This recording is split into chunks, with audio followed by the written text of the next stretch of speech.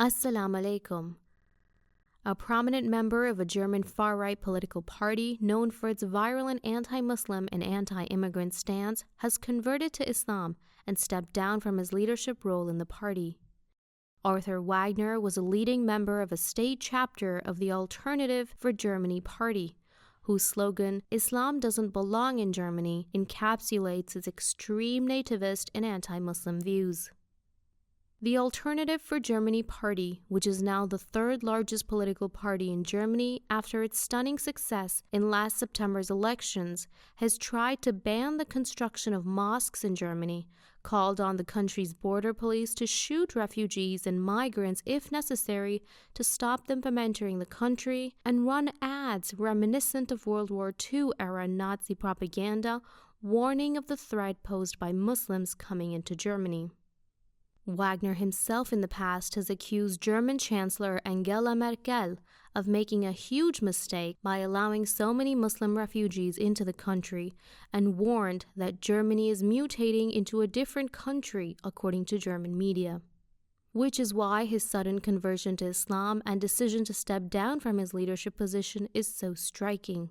Wagner has called his decision to convert to Islam a private matter and declined to comment further to the press.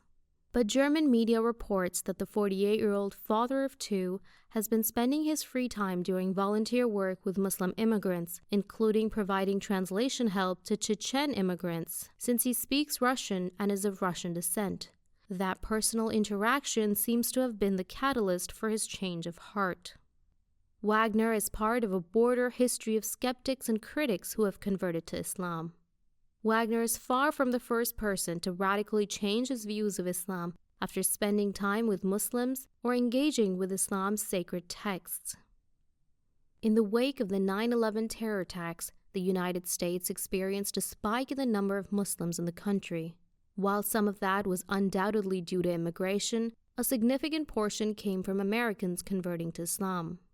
According to Asma Afsaruddin, a professor of Near Eastern languages and cultures at Indiana University, Bloomington, many of those conversions were a direct result of Americans' heightened interest in Islam in the wake of the terror attacks. Once people realized that the violent, bloody interpretation of Islam promoted by groups like Al-Qaeda and later ISIS and portrayed in much of the media is vastly different from what the texts and traditions of Islam actually teach, and represents the views of a tiny fraction of the world's 1.8 billion Muslims.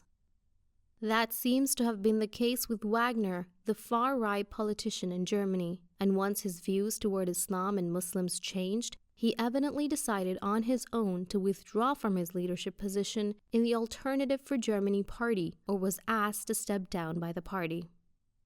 And perhaps they really don't mind it. After all, a white German Christian whose negative views toward Islam changed after contact with Muslim refugees is perhaps the best evidence possible for one of the Alternative for Germany party's main tenets.